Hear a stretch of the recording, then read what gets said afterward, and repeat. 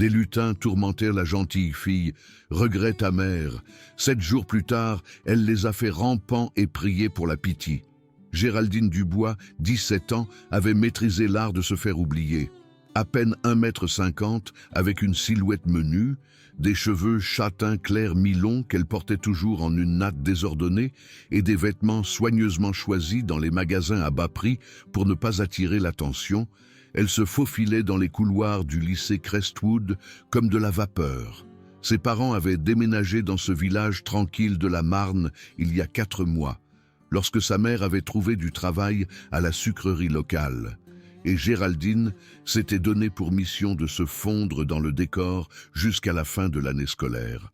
Ce que ses nouveaux camarades de classe ne savaient pas, c'est que Géraldine avait consacré les 9 dernières années à étudier l'aïkido et le judo dans le dojo de sa tante, à Belleville. Elle avait été 4 fois championne régionale dans sa catégorie de poids et s'était entraînée avec des combattants 2 fois plus grands qu'elle depuis l'âge de 11 ans. Sa tante, une ancienne combattante de MMA à la retraite, lui avait appris que le vrai pouvoir venait du calme et de la concentration, et non du fait de créer des problèmes. Lorsque sa famille a déménagé dans la Marne, ses parents l'avaient supplié d'oublier cette vie et d'essayer d'être une adolescente normale. « Chérie, s'il te plaît », avait dit son père, les yeux brillants. « Nous avons vu ce que ce monde peut faire aux gens, les douleurs de ta tante, la brutalité. Nous voulons juste que tu aies une vie tranquille ici. Peux-tu essayer d'être une fille normale pour une fois ?» Géraldine avait accepté, en partie parce qu'elle en avait assez d'être étiquetée comme la combattante, et en partie parce qu'elle aspirait vraiment à savoir ce qu'était une vie d'adolescente normale. Elle a rangé son uniforme, a cessé de parler de l'entraînement et a promis de garder ses compétences totalement cachées. L'odeur du vieux sac en toile persistait encore. Les ennuis ont commencé au cours de sa 3e semaine au lycée Crestwood. L'école était typique d'une petite ville française, bâtiments en pierre grise, pelouse sèche et ce mélange étrange de groupes qui semblait exister partout. Géraldine a rapidement constaté l'ordre social, les jeunes branchés qui régnaient à la cantine, les sportifs qui vivaient au gymnase, les intellos qui s'appropriaient la bibliothèque et tous les autres qui essayaient simplement de s'en sortir. Malheureusement, elle a également vu les bourreaux. Sébastien Seb Dupont était le genre de type qui avait connu son heure de gloire au collège et qui essayait désespérément de s'accrocher à ce moment aussi longtemps qu'il le pouvait. À 19 ans, il était en terminale et aurait dû obtenir son bac l'année dernière, mais il avait redoublé à cause de ses mauvaises notes.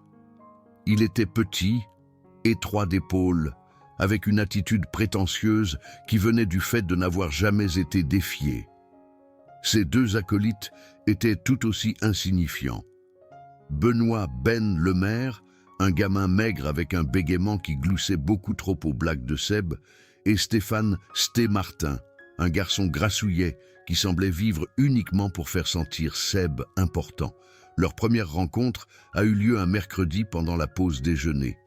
Géraldine était assise seule à une table dans un coin, mangeant une salade et lisant un livre tranquillement lorsque l'ombre de Seb a recouvert sa table.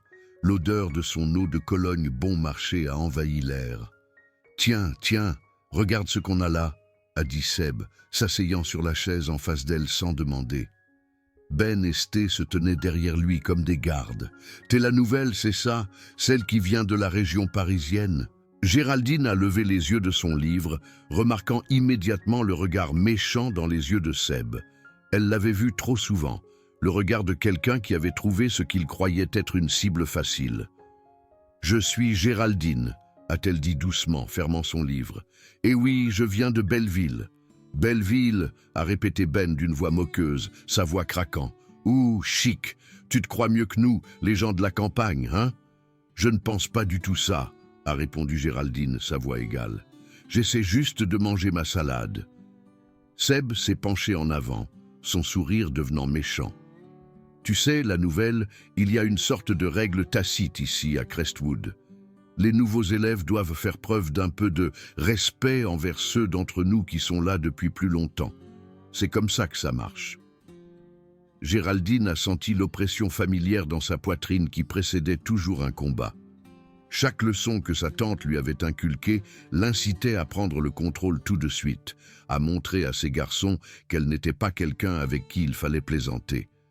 Mais elle avait promis à ses parents, et surtout, elle voulait vraiment essayer une autre voie. « Je ne cherche pas les problèmes », a-t-elle dit, commençant à ranger son déjeuner.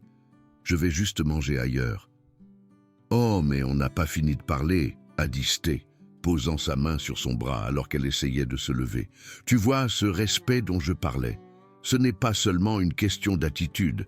Il y a une petite, appelons ça une taxe de bienvenue, 15 € par semaine, et on s'assure que personne ne te dérange. » La demande était si ridicule que Géraldine a failli rire. Ces garçons n'avaient aucune idée de qui ils essayaient d'effrayer. Elle aurait pu les mettre tous les trois hors d'état de nuire en moins de 40 secondes. Au lieu de cela, elle a soigneusement retiré la main de Sté de son bras et s'est levée. « Je dois y réfléchir », a-t-elle dit, ce qui signifiait absolument pas, mais dit d'une manière qui pourrait lui donner un peu de temps. « bien sûr, a dit Seb, son sourire s'élargissant. « Prends ton temps, mais ne prends pas trop de temps. On reparlera demain. » Cette nuit-là, Géraldine était allongée dans son lit, fixant le plafond, son esprit travaillant. Elle pouvait gérer ses garçons sans aucun problème, mais cela signifierait montrer sa vraie personnalité, et elle n'était pas prête à renoncer à son essai de vie d'adolescente normale pour l'instant. Peut-être pourrait-elle trouver une autre façon de gérer la situation. Le lendemain, elle avait sa réponse prête lorsque Seb et ses amis l'ont arrêtée à nouveau près des ranges vélos. L'air sentait l'essence. « Je ne vais rien vous payer », a-t-elle dit calmement. « Je ne dérange personne et j'aimerais que vous me laissiez tranquille. » Le changement sur le visage de Seb a été instantané. La fausse amabilité a disparu, remplacée par quelque chose de froid et de cruel. « C'est décevant, la Parisienne, a-t-il dit. J'espérais vraiment qu'on pourrait être amis. Mais si tu veux faire ça à la dure, ça me va aussi. » Ce qui a suivi a été une série d'attaques constantes qui auraient brisé la plupart des gens. Seb et ses amis semblaient considérer le refus silencieux de Géraldine comme un défi personnel, et ils se sont donnés pour objectif de rendre sa vie au lycée Crestwood aussi horrible que possible. Cela a commencé petit. Il la bousculait accidentellement dans les couloirs, assez fort pour faire tomber ses livres. Il s'asseyait derrière elle en classe et chuchotait des insultes juste assez fort pour qu'elle les entende, mais pas assez fort pour que les professeurs s'en aperçoivent. Il faisait tomber son sac à dos de son épaule en passant, éparpillant ses affaires sur le sol. L'odeur du vieux papier et des crayons emplissait l'air. À la cantine, ils ont empiré les choses. Ben passait devant sa table et renversait accidentellement sa boisson, trempant son déjeuner et ses cahiers. Sté s'asseyait à proximité et faisait des commentaires bruyants sur les filles bizarres et silencieuses qui se croient trop bien pour tout le monde. Seb planifiait tout cela avec l'habileté de quelqu'un qui harcelait les gens depuis des années, en s'assurant toujours qu'il n'y avait pas de professeur dans les parages pour voir le pire. La goutte d'eau qui a fait déborder le vase est arrivée un vendredi après-midi. Géraldine marchait vers son scooter après l'école, se réjouissant du week-end et espérant que peut-être les garçons perdraient intérêt pour elle pendant les 2 jours de pause. Elle sortait ses clés de son sac à dos lorsqu'elle a entendu des pas derrière elle. « Hé, la Parisienne !» Elle s'est retournée pour voir Seb, Ben et Sté se rapprocher, ainsi que 2 autres garçons qu'elle ne connaissait pas. Le parking était presque vide, avec seulement quelques élèves et aucun professeur en vue. Le vent se levait. « On doit avoir une conversation », a dit Seb, sa voix ayant une nouvelle tonalité qui a déclenché le sens du danger de Géraldine. « Tu nous manques de respect depuis des semaines maintenant, et ça commence à devenir embarrassant.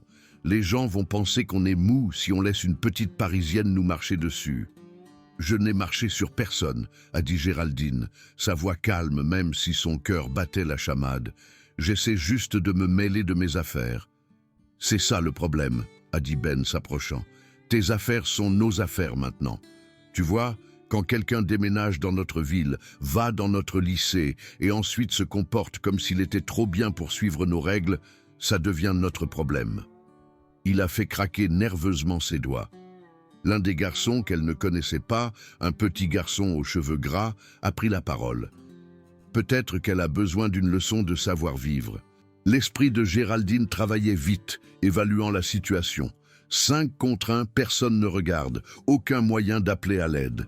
Si c'était une situation d'entraînement, sa tante lui aurait dit d'y mettre fin rapidement, éliminer le chef en premier, puis s'occuper des autres, avant qu'ils ne puissent travailler ensemble pour attaquer. Mais ce n'était pas un entraînement, c'était la vraie vie, et elle essayait toujours d'être la fille normale que ses parents voulaient qu'elle soit. « Écoutez » a-t-elle dit, reculant d'un pas vers son scooter, « je ne veux pas d'ennui, peut-être qu'on peut s'arranger. » Le sourire de Seb était cruel. « Oh, maintenant tu veux t'arranger ? Trop tard pour ça, la Parisienne, tu as eu ta chance de faire ça facilement. » Il a fait un signe de tête aux autres, et ils ont commencé à s'écarter, formant un cercle autour d'elle. Géraldine a senti son entraînement prendre le dessus automatiquement. Elle a remarqué la position de chaque garçon, leur équilibre, leur mouvement potentiel. Ben avait les mains dans ses poches, peut-être qu'il portait quelque chose. Sté s'appuyait sur sa jambe droite, probablement une vieille blessure. Les 2 inconnus étaient agités, probablement pas habitués à ce genre de situation. « Voici ce qui va se passer », a continué Seb, sortant son téléphone. « On va s'amuser un peu avec toi, et je vais filmer ça. Ensuite, à moins que tu ne veuilles que cette vidéo apparaisse sur tous les sites de médias sociaux du lycée, tu vas commencer à nous montrer le respect qu'on mérite, en commençant par 75 € par semaine. » La mention de la vidéo a glacé le sang de Géraldine. Elle avait vu ce qui arrivait aux enfants qui devenaient victimes de vidéos embarrassantes. Comment cela les suivait toujours, ruinait leur vie, parfois même leur donnait envie de se faire du mal. L'idée que ses parents la voient humiliée de la sorte était pire que tout dommage physique. Mais quand même, elle a essayé une dernière fois d'arrêter ça. « S'il vous plaît », a-t-elle dit, détestant la faiblesse de sa voix. « Je vous paierai. Juste, pas ici, pas comme ça. » « Trop tard », a dit Seb, tenant son téléphone en l'air. « Le temps de parler est terminé. Les gars, aidez notre nouvel ami à comprendre sa place. » L'air s'est alourdi. Sté a bougé en premier, attrapant son sac à dos. À ce moment-là, alors que ses mains touchaient son sac et que le téléphone de Seb commençait à enregistrer, quelque chose à l'intérieur de Géraldine s'est brisé. Toutes les semaines de harcèlement, toute la honte, toute la peur et la colère qu'elle avait retenues se sont déversées. Mais plus que cela, elle a réalisé que sa tentative d'être normale avait échoué. Ces garçons ne la laisseraient jamais tranquille, ne la considéreraient jamais comme autre chose qu'une personne à exploiter. Elle avait essayé d'être la personne que ses parents voulaient qu'elle soit, mais parfois le monde ne vous laisse pas choisir qui vous êtes. « Lâchez mon sac », a-t-elle dit, sa voix changeant complètement. Disparut le ton doux et incertain qu'elle utilisait depuis des mois. Cette voix était tranchante, contrôlée et totalement sûre d'elle. Sté a ri et a serré plus fort. « Ou quoi, la petite? Tu vas pleurer après ta maman ?» Ce qui s'est passé ensuite a choqué tout le monde sur l'idée de qui était vraiment Géraldine Dubois. D'un mouvement fluide, Géraldine a attrapé le poignet de Sté à 2 mains, s'est décalée sur le côté et a utilisé son propre poids pour le projeter par-dessus sa hanche. Il a heurté le sol violemment, l'air quittant ses poumons dans un grand halètement. Avant que quiconque puisse réagir, elle s'était tournée vers Ben, qui cherchait quelque chose dans sa poche. Sa main droite a jailli dans une frappe de paume parfaite, le frappant à la poitrine. Ben s'est penché en avant, luttant pour respirer, et Géraldine a rapidement enchaîné avec un coup de pied dans sa jambe. Le craquement de son os a retenti dans tout le parking. Les 2 garçons inconnus se sont regardés sous le choc et ont rapidement commencé à reculer. « On se casse, mec !» a dit l'un d'eux, et ils se sont tous les 2 retournés et ont couru. L'odeur de la peur emplissait l'air. Seb est resté immobile, son téléphone enregistrant toujours, la bouche ouverte sous le choc. En moins de 15 secondes, son soutien avait été éliminé ou s'était enfui, et la fille silencieuse de la région parisienne se tenait au-dessus de 2 de ses amis comme une sorte de star de film d'action. « C'est quoi ce bordel ?» a-t-il réussi à dire. Géraldine s'est tournée vers lui et Seb a vu quelque chose dans ses yeux qui a glacé son sang. Ce n'était pas la fille effrayée et faible qu'il harcelait depuis des semaines. C'était quelqu'un d'autre complètement, quelqu'un de dangereux. L'air semblait crépiter d'énergie. 9 ans, a-t-elle dit, sa voix étrangement calme. 9 ans d'aïkido et de judo, 4 fois championne régionale en région parisienne. Je me suis retenue pendant des mois parce que je voulais essayer d'être normale, mais vous ne m'avez pas laissé faire. La réaction de combat ou de fuite de Seb a finalement pris le dessus, mais il a mal choisi. Au lieu de courir, il s'est précipité vers elle, pensant que sa taille suffirait à la battre.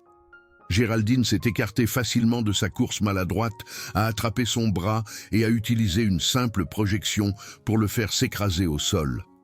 Avant qu'il ne puisse se relever, elle s'était placée derrière lui et avait verrouillé une prise d'étranglement, son bras parfaitement placé sur sa gorge. « Je pourrais t'assommer tout de suite », a-t-elle chuchoté à son oreille alors qu'il luttait faiblement contre sa prise. « Je pourrais t'étrangler jusqu'à ce que tu sois inconscient et te laisser ici sur le sol. C'est ce que tu veux ?» Les luttes de Seb sont devenues plus désespérées lorsqu'il a réalisé qu'il ne pouvait pas briser sa prise. Sa vision commençait à se brouiller et la panique s'installait. Il pouvait sentir le sang affluer à sa tête. « S'il te plaît », a-t-il étouffé, « je ne peux pas respirer. » Géraldine a maintenu l'étranglement pendant quelques secondes de plus, laissant Seb sentir à quel point il était impuissant, puis l'a relâché. Il est tombé en avant, toussant et haletant à la recherche d'air. L'asphalte a éraflé sa peau. « Voici comment ça va se passer », a dit Géraldine, se tenant au-dessus des 3 garçons. Sté essayait toujours de reprendre son souffle. Ben tenait sa jambe cassée et pleurait, et Seb serrait sa gorge. « Vous allez me laisser tranquille. Vous allez laisser tout le monde tranquille aussi. Plus de demandes d'argent, plus de harcèlement, plus d'intimidation. »« T'es folle », a haleté Seb. « Non », a répondu Géraldine calmement. « Je suis entraînée. Il y a une différence. Je sais exactement quelle quantité de force utiliser et quand m'arrêter. Mais si toi ou tes amis me dérangez à nouveau, ou si je vous vois vous en prendre à quelqu'un d'autre, je ne serai pas aussi douce la prochaine fois. » Elle a ramassé le téléphone de Seb, qui avait enregistré toute la scène, et a supprimé la vidéo. Puis, elle a laissé tomber le téléphone sur le sol à côté de lui. « Oh, et Seb !» a-t-elle dit en marchant vers son scooter. « Si tu penses à essayer de te venger ou à raconter des histoires inventées sur ce qui s'est passé ici, souviens-toi que je sais où tu habites, où tu travailles et où tu traînes. Je vous observe depuis des semaines. Ne me teste pas. » Le trajet du retour a été étrange. Les mains de Géraldine tremblaient un peu à cause de l'adrénaline, mais elle ressentait quelque chose qu'elle n'avait pas ressenti depuis des mois. La liberté.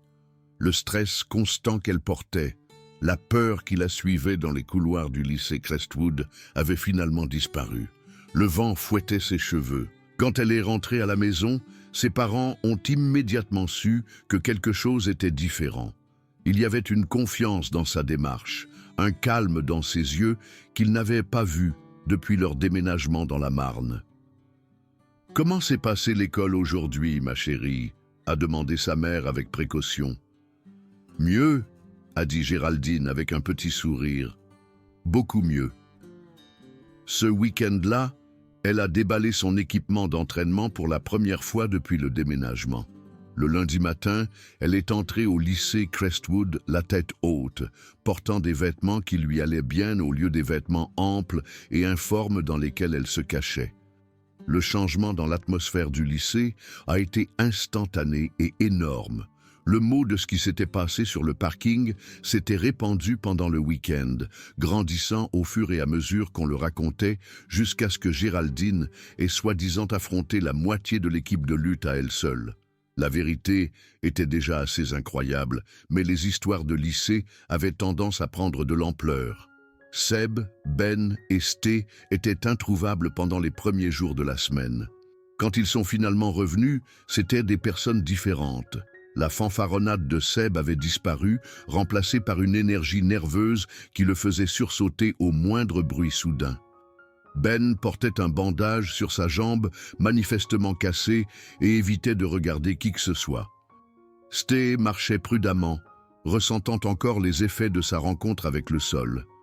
Mais le plus grand changement était dans la façon dont il traitait les autres élèves.